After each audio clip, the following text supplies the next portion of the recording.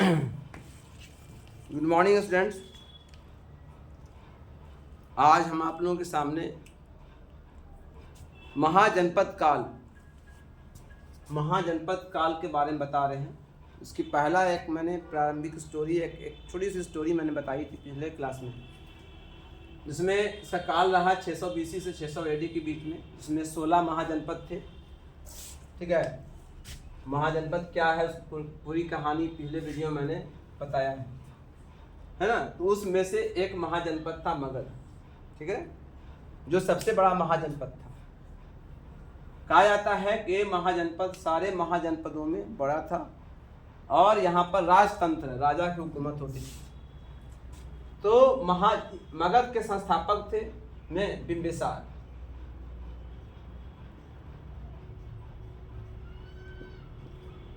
बिम्बिसार ने 544 BC में इसकी स्थापना की, जो 80,000 गांवों को मिला करके बनाया गया था। 80,000 गांवों को मिला कर बनाया गया था। उसने अपने साम्राज्य का विस्तार किया और साम्राज्य को सुरक्षित करने के लिए बिम्बिसार ने 3 विवाह किए। पहला विवाह था कौशल राज की पुत्री कौशल देवी से और लिच्छवी राज की पुत्री चेलना से और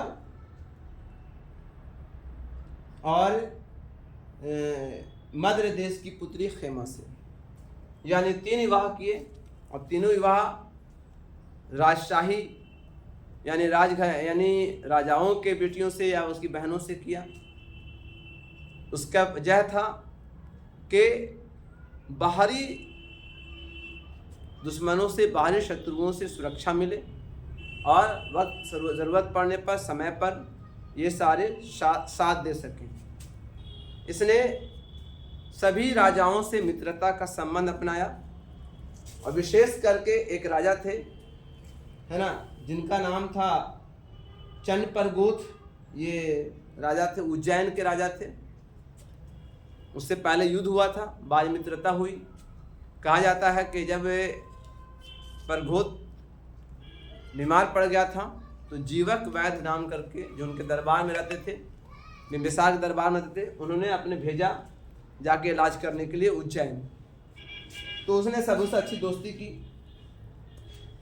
सबों से मित्रता स्थापित की और अपने साम्राज्य को विशाल बनाने का प्रयास किया। इनका एक पुत्र था जिनका नाम था अजातशत्रु।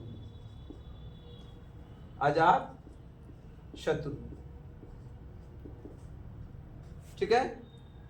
हर्यक वंश जो बिम्बिसार थे, बिम्बिसार की मृत्यु हो गई थी आपके 492 BC में। 492 BC में बिम्बिसार की मृत्यु हो गई। उसके बाद अजातशत्रु गद्दी पर बैठा। 492 में अजातशत्रु गद्दी बैठा। अजातशत्रु चेलना का पुत्र था। चेलना जो उनकी पत्नी थी, उन्हीं से पैदा हुआ था ये, ठीक है। और चेलना के जो पुत्र था अजातशत्रु, ये बहुत ही महान था और इसके पास 2 हथियार थे। एक का नाम था महाशिलकंटक और एक का नाम था रथमूषल, जिसके जरिए से दुश्मनों को कुचल देता था, जिसके जरिए से अपने दुश्मनों को बर्बाद कर देता था। इसने अपने पिता को हत्या कर दी थी। इस पर पितृहंता का भी आरोप लगा, क्योंकि अपने पिता की हत्या करके ये गद्दी पे बैठा था। इसी के शासन काल में राजगृह में, राजधानी भी इसकी भी राजधानी राजगृह थी, इसकी भी राजधानी राजगृह थी। तो राजगृह में जो है पहली बौद्ध संगति हुई अजातशत्रु के शासन काल में। हालांकि यह जीवक धर्म मानता था, लेकिन फिर भी अजातशत्रु के शासन काल में ही बौद्ध धर्म की पहली संगति हुई थी। और यह कहाँ हुई थी? राजगृह में हुई थी। अजातशत्रु की हत्या इसी के पुत्र, अजातशत्रु के पुत्र, जिसका नाम था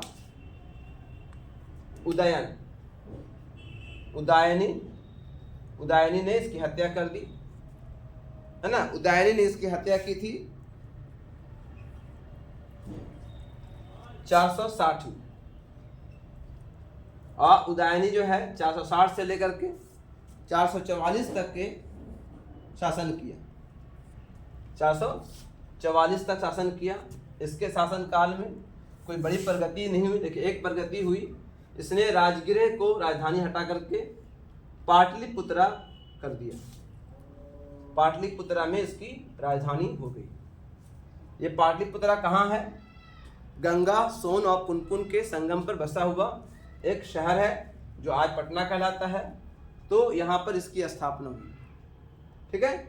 उसके बाद जो है शिशुनाग वंश, जो जिसके मेन थे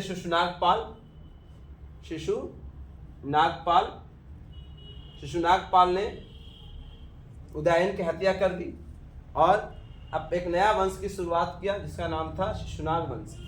इसकी स्थापना हुई 412 में, है ना, 412 में इसकी स्थापना हुई और 344 से चला। इसमें जो है शिशुनाग वंश में कई राजा आए। इसका अंतिम राजा था कालाशोक के शासन काल में ही बौद्ध धार्मिक की द्वितीय बौद्ध संगति हुई थी, जो हुई थी वैशाली में। कहाँ हुई थी? वैशाली में द्वितीय बौद्ध संगति हुई थी। ठीक है। उसके बाद जो है ना, 344 बीसी में कालाशोक की हत्या कर दी गई और कालाशोक की हत्या करने के बाद जो है नंद वंश की स्थापना हुई। नंद वंश की स्थापना 344 बीसी में किया गया और इसके संस्थापक थे महापद्मानंद। इसमें भी कई राजा आए, लेकिन इसका अंतिम शासक था नंद वंश का, उसका नाम था घनानंद। इसी पर सारा स्टोरी है। घनानंद एक क्रूर बादशाह था, हालांकि शक्ति में महान था, है ना।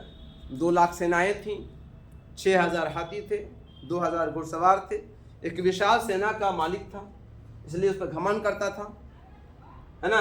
किसी से टक्कर ले सकता था ये, लेकिन घमंड के कारण जो है इसे जो है अपनी भुगतान भुगतना पड़ा, क्योंकि इसने क्या किया था, घनानंद ने कौटिल्य की बहुत बेइज्जती की थी।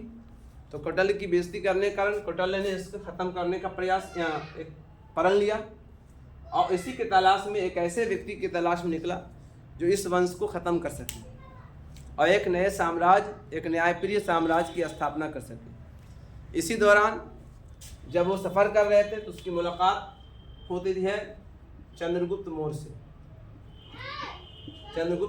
मौर्य से मुलाकात होती है, जो उस समय बच्चे थे। ठीक है। तो चंद्रगुप्त मौर्य जो है उसके बारे में कहा जाता है कि कौन था, क्या था, कहाँ का रहने वाला था, बाप का नाम क्या था, माँ का नाम क्या था, किसी को पता नहीं। कुछ इतिहासकार अपना तर्क देते हैं, लेकिन इसका कोई प्रमाणित सबूत नहीं है कि इसका माँ कौन थी, बाप कौन था, वंश कौन था, उच्च जात का था कि नीच जात का, कोई पता नहीं। कोई बात हो, हाँ, कौटिल्य ने इसको पालन पोषण किया, पढ़ाया लिखाया, इसको ट्रेन किया और उसके बाद इसने पश्चिम के राजाओं के साथ मिलकर के घनानंद पर आक्रमण किया और 322 में इसने मौर्य वंश की नींव डाली। 322 बीसी में इसने मौर्य वंश की नींव डाली। मौर्य वंश एक विशाल वंश है, एक बड़ा वंश है, इसमें कई राजा आए। मौर्य वंश ने अपने सारे दुश्मनों को सफाया करके अपनी अगला जो है पड़ाव पश्चिम के इलाके में जो जितने भी देश थे, जैसे यूनान, तुर्की, सीरिया, ऐसे देशों पर आक्रमण किया। तो यूनान का जो शासक था सेल्यूकस निकेटर को हराया और वहाँ के राजदूत इनके दरबार में आया, जिसका नाम था मेगास्थनीज, जिसने पुस्तक लिखी इंडिका। भारत में वो 8 साल तक राजदूत के रूप में रहा और भारत के बारे में बहुत सारी कहानियाँ अपनी पुस्तक में लिखी हैं। ये और साथ में सेल्यूकस निकेटर की बेटी हेलेना से इनका विवाह हुआ था चंद्रगुप्त मौर्य का। उसके बाद जो है चंद्रगुप्त मौर्य का जो बेटा था उसका नाम था बिंदुसार।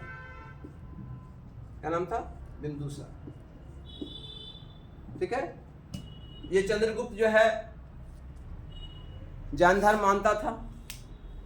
अंतिम दिनों में उसने अपना जो है राजपाट त्याग दिया और राजपाट त्याग करने के बाद वो, है ना, वो सन्यासी बन गए, चल गए बेंगलुरु श्रवण बेलगोला में, जहाँ उन्होंने संलेखन द्वारा अपने मृत्यु त्याग दिया, अपने शरीर त्याग दिया, अपना शरीर त्याग दिया संलेखन द्वारा।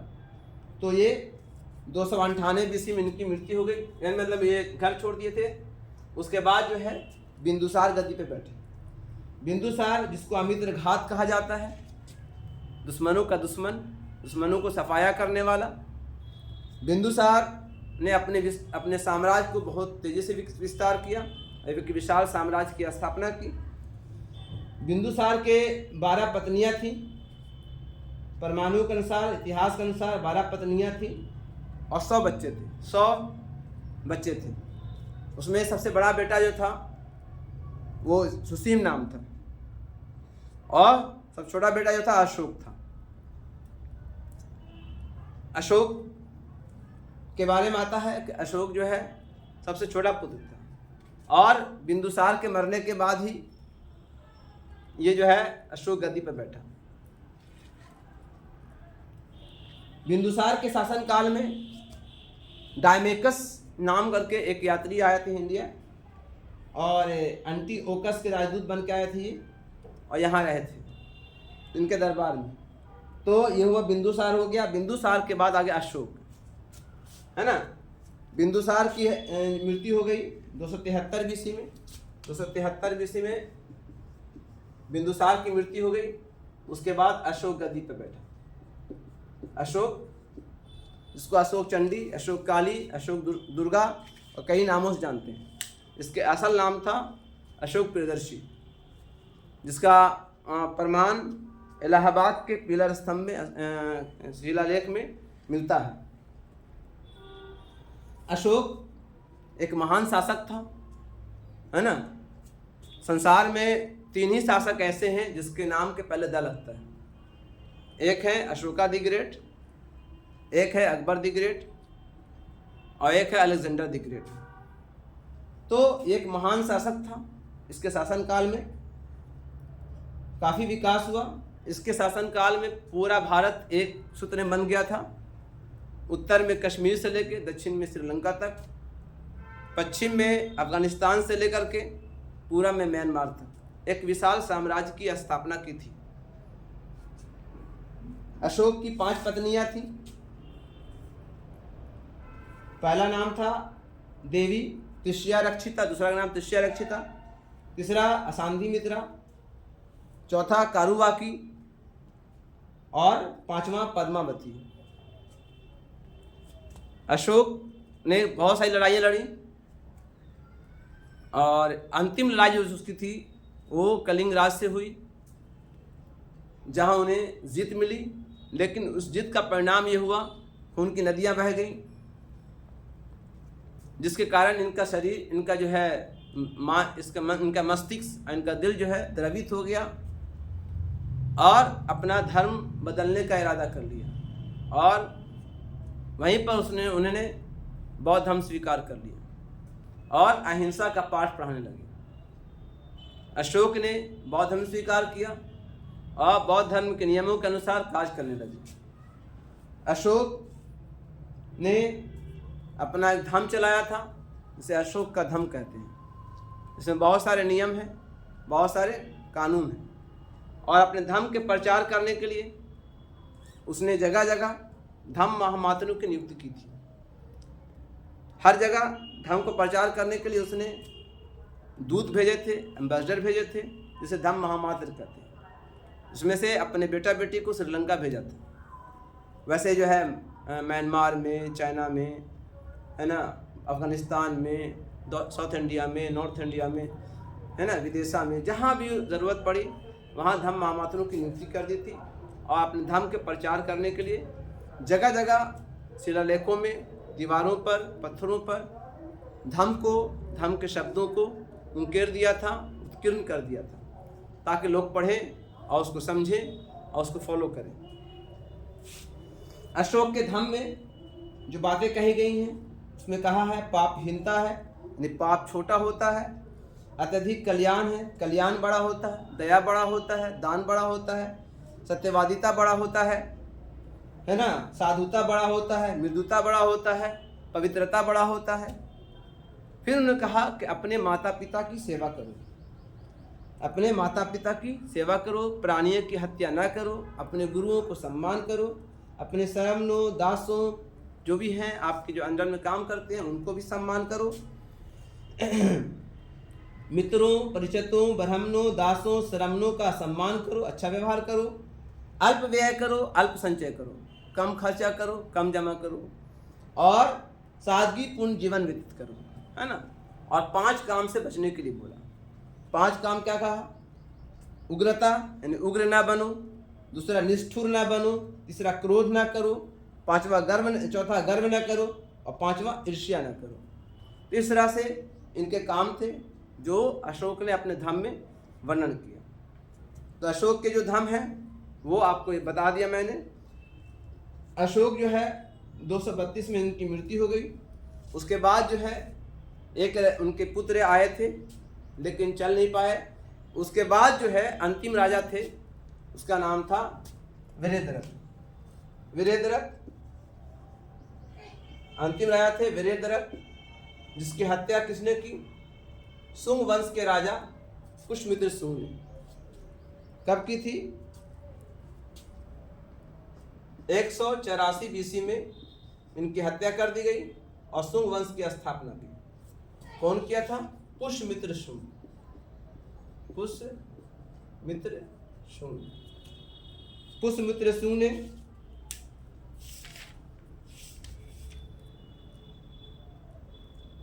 वीरेंद्रक की हत्या कर दी और एक विशाल साम्राज्य की स्थापना की। यह पहला राजा था जो अपने शासन काल में 2 बार अश्वमेध यज्ञ किया। ये पहला राजा था जिसने अपने शासन काल में 2 बार अश्वमेध यज्ञ किया। अश्वमेध यज्ञ जानते होंगे आप लोग। राजा अपनी प्रख्याति को, अपनी प्रसिद्धि को बढ़ाने के लिए, अपनी शक्ति को विस्तार करने के लिए घोड़े पर राजादेश लिख करके जिला घोड़ा छोड़ दिया जाता है। जहाँ तक घोड़ा जाता है, अगर कोई इसको पकड़ने वाला नहीं है तब तक के राजा का प्रभाव वहाँ तक माना जाता है। और जहाँ कोई पकड़ता है तो वहाँ पे युद्ध होता है। अगर इनकी फिर जीत जाती है, इनकी जीत होती है तो वो राज्य उनके कब्जे में आ जाता है। इस तरह से बहुत सारे राजाओं ने अश्वमेध यज्ञ किया था। अर्जुन ने किया था अश्वमेध यज्ञ, है ना। पांडवों ने किया था अश्वमेध यज्ञ, कर्ण ने किया था अश्वमेध यज्ञ, दुर्योधन ने भी किया था।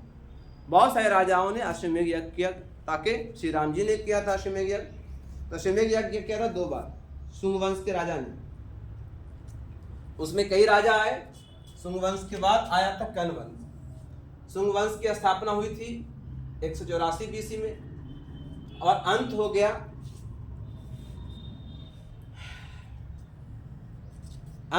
75 बीसी में। 75 बीसी में इनका अंत हो गया।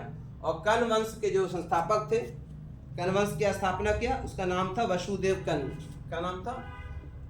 वसुदेव कर्ण ने कर्ण वंश की स्थापना की। ये भी चला, कुछ दिन तक चला और इसमें भी 19 शासक आए थे। वसुदेव कर्ण, है ना, 19 शासक आए थे। उसके बाद जो है वसुदेव कर्ण के बाद जो है सतवाहन वंश आया। सतवाहन वंश, है ना, सतवाहन वंश आया। सतवाहन वंश की स्थापना हुई। सतवाहन वंश में भी कई राजा थे, लगभग 19 राजा इसमें भी थे। इसके संस्थापक थे सिमुक। क्या नाम था? सिमुक। कर्ण वंश का अंत हुआ था 20 ईस्वी पूर्व में। 20 ईस्वी पूर्व में कर्ण वंश का अंत हो गया था। 20 बीसी में कर्ण वंश का अंत हो गया था और सतवाहन वंश की शुरुआत हुआ था। शुरुआत करने वाले कौन थे? सिमुक थे। इसमें कई राजा आए थे, है ना। और सतवाहन वंश का अंत हो गया था 154 एडी में, यानी हम लोग अब एडी में आ गए। ठीक है। तो इस तरह मैंने आपको ओवरव्यू दे दे कि महाजनपद काल में हर्यक वंश, शिशुनाग वंश, नंद वंश, मौर्य वंश, उसके बाद शिशुनाग वंश, सुंग वंश, उसके बाद कर्ण वंश, फिर सतवाहन वंश आया, है ना। उसके बाद फिर गुप्त वंश भी आया। तो गुप्त वंश की कहानी अगले बार में इसके बाद आया था। जिस तरह से ये मगध में चल रहा था, ये शासन मगध में चल रहा था, उसी तरह से उसी दौरान कश्मीर के इलाके में, कश्मीर के क्षेत्र में यानी पाकिस्तान के क्षेत्र में एक राजा और राज कर रहे थे, है ना। उनका नाम था कुषाण वंश। क्या नाम था? एक वंश चल रहा था जिसका नाम था कुषाण वंश। तो अगले ही एपिसोड में हम कुषाण वंश और साथ साथ कुषाण वंश के साथ फिर हम गुप्त वंश के बारे में चर्चा करेंगे।